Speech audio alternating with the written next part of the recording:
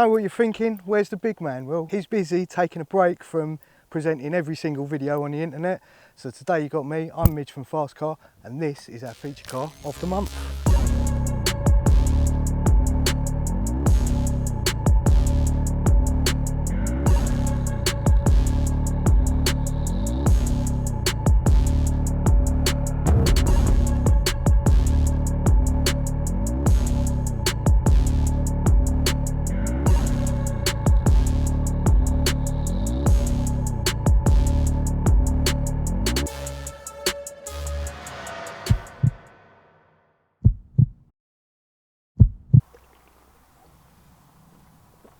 Oh, sorry, back to work. So let's meet the owner of this car then. Hello Tom, you all right mate? How you doing? Yeah, good. So, Datsun 280Z, what made a young chap such as yourself decide to buy a car that's older than I am? Well, it was probably back 2018, 2017 that Sun Kang, so Han from Fast and Furious, he built the first rocket bunny Fairlady Z, saw it, wanted it. And yeah, took about 2 years and then found myself flying over to America to go and look at one. Looked at a couple and then came across the yellow one behind me. It had the engine swap but none of the kit. And yeah, it went from there. So what sort of inspired the build? You're saying Sun Kang inspired it, so obviously you've all seen Fast and Furious by now. The latest movie, they crashed one of these in the film. Was that kind of an inspiration for the yellow car, or? No, the yellow was me. They actually came to me.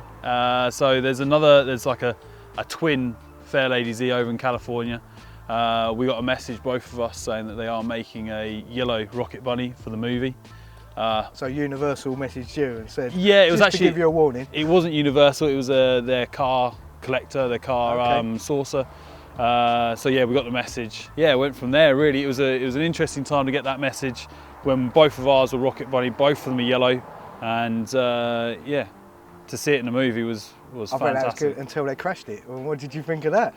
Yeah, that hurt me a little bit. Yeah, that made me cry. I don't cry at movies, but that one I did cry. So when you originally bought the car, obviously you flew over to the States. Whereabouts did you get it? What sort of state was it in when you found it? You said the engine was already in it, but... So engine was in, yeah. I was in Miami. I was actually flying up there to look at a ZG version. So it's a G-nose is what they call it. It's a longer front end. Told the guy I was coming up to look at it from Miami. When I was in the air, he actually sold it to someone else. So it turned up 3 days in California. Well, LA had nothing to look at. The community over there for Fairladies is amazing, and they started putting me in contact with people. There was a green one with an RB26 but completely rusted through. Then there was this one being built but wasn't for sale. Turned up at the guy's garage. He had an amazing Mark IV Supra, left hooker, 1000 brake horsepower, trophies all over the wall. Then he had a right hooker Honda NSX, and then this was out the back being built. So he put the engine in, took me out for a drive in it. I absolutely loved the whole power to weight ratio that was going on with the RB. And I left. I came back to the UK empty-handed, no car. About 3 months later I got a message saying he completed it, built it, but he wanted to sell it. So I bought it from there, not really seen, and yeah, that's where the horror story started. But the love for the car really continued from.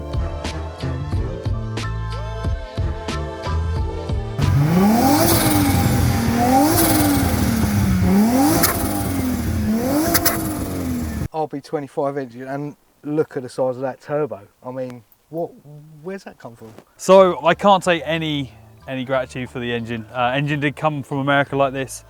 So the turbo setup and what it's running is nothing to do with me. But I mean, it was never in this sort of stage when it came over. Sorry, in this state when it came over. Things weren't working, breaking down. Luckily it broke down, yeah. It broke down on me day one that we got it, put it up onto the jacks.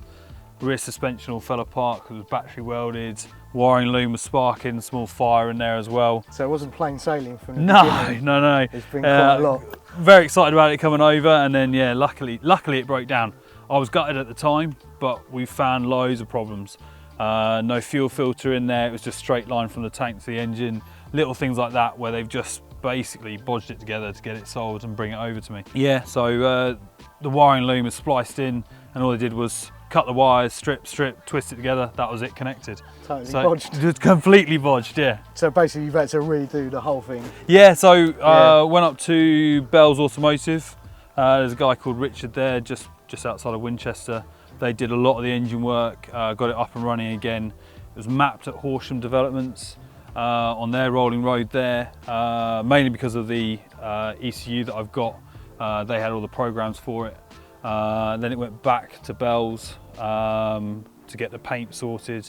It was a rattle can spray paint job when it came over. Yeah, Lamborghini yellow, drip marks all over it. Not quite a rattle can now. No. So they stripped this back. It's now BMW M4 yellow, so it's Speed Yellow. It's always been my favourite colour, yellow, and had to have it on this. It was originally yellow as well. It came out of factory yellow as well.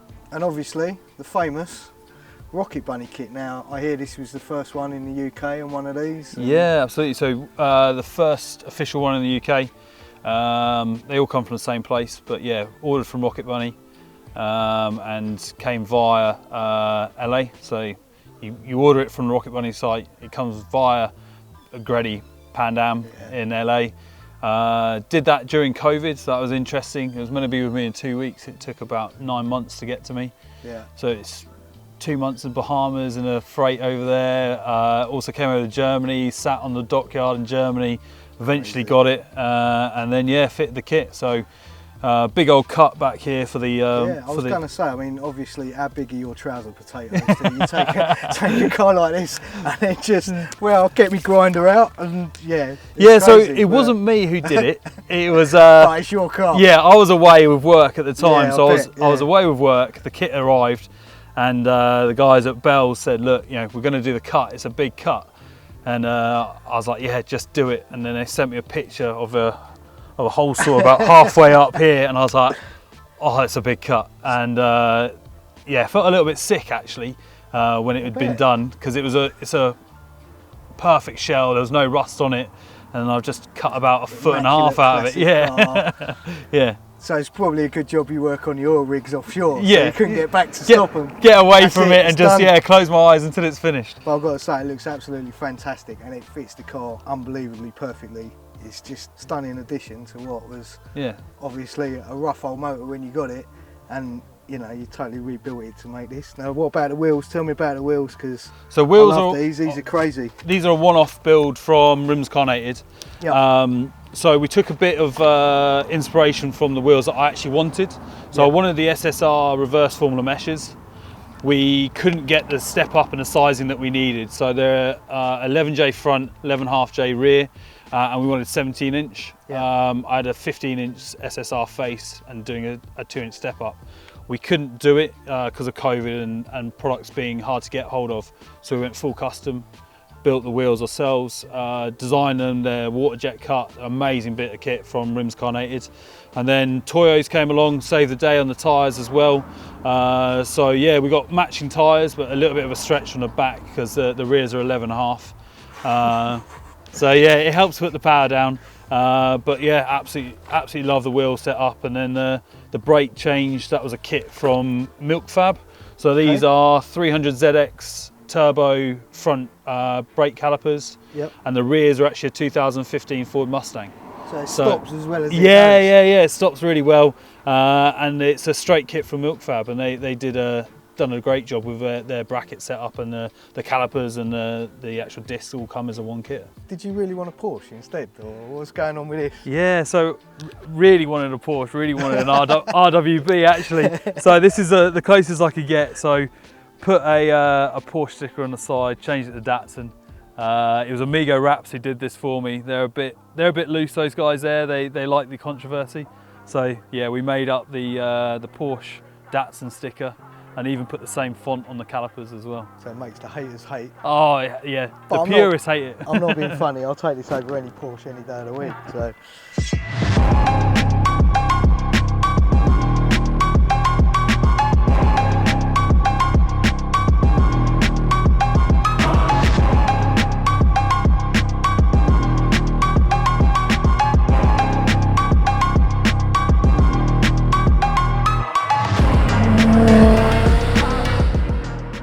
not just a Rocket Bunny kit, it's, there's a few like lovely little finishing touches and other bits and pieces. So tell me about this spoiler, the splitter, the finishing touches. Yeah, so the Rocket Bunny spoiler that comes with it, I didn't like it. It was very upright, sort of a 90 degrees ducktail. So this is a JDM BRE ducktail spoiler, a bit more of an angle to it, a bit more of a swoop.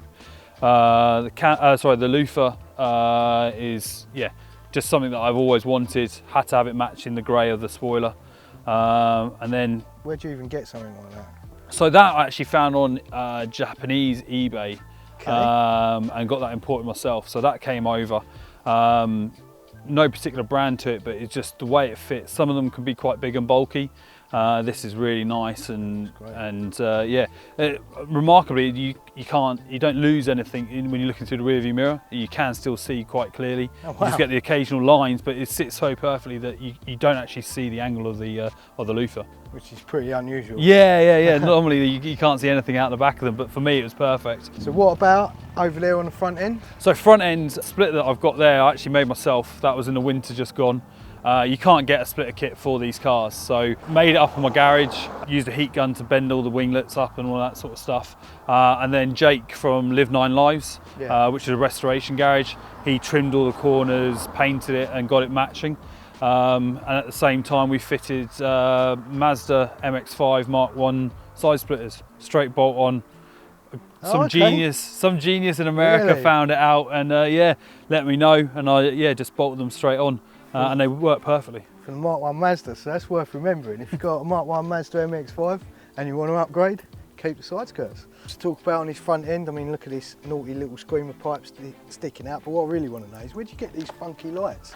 So lights actually came from Dapper lighting. The old lights from the 1970s weren't very bright. So that was one of the first upgrades I had to do. So Dapper lighting in LA, they sorted me out. And then you've got the front grille as well, so custom build from Skillard. They did the front grille to match the body kit of the Rocket Bunny, and there's a few bits on the interior as well that they dealt with. So one of my favourite things about this build is the interior. I mean, can you tell me a bit more about it? What have you done? I mean, obviously, I don't know why the steering wheel's on the wrong side, but apart from that. So yeah, left hooker it is the cheaper option. Unfortunately, the right hookers are probably double the price now. They're made for the Japanese market in the UK mainly. The UK ones, a lot of them are rusted away or been brought back to Japan. So I've it's gone a left. US car? It is a US car. Yeah. Brought it back from California, as I said earlier. Kept the left hook. You can go right hook, but I wanted to keep the left hook. I didn't want to cut all the firewall out and change it all around. Interior, the seats have been done by Auto Trim. The guys did a really good job. These are from a Mitsubishi Evo 5, the seats out of that. Wow. And then been recovered and trimmed to match the rest of the interior. Speed hut gauges, so they all work with the RB engine. And it's a GPS speedo, so yeah, that's all nice to match the yellow and black of the interior. Obviously you've got a posh JVC head unit, JL audio in the back. So that was made by myself. The back box was made by myself. Yeah. And yeah, it's a small double din, so there's no CD player in it, and I thought it's a shallow mount, and that can work because a lot of the old tape players and stuff that came in this were quite shallow and small, and I wanted something that I could use sat navs and get to and from shows and circuits and all that sort of stuff. So you've got all the modern tech in here, and obviously the number one thing that you can tell is an American car. It's got cup holders. Big old cup holders, yeah. So this wasn't a factory option. This came as a part that I bought as well with the car. So when it was in California, found that as well, and asked them to ship it over at the same time. It's awesome, awesome job. Right, so thank you so much, Tom, for bringing your car to the sunny hills of Tokyo, or the New Forest anyway. You've seen the car, we've all seen the car, you've seen the rolling shots. There's one little thing. What's that? Get the keys in. Get out of it.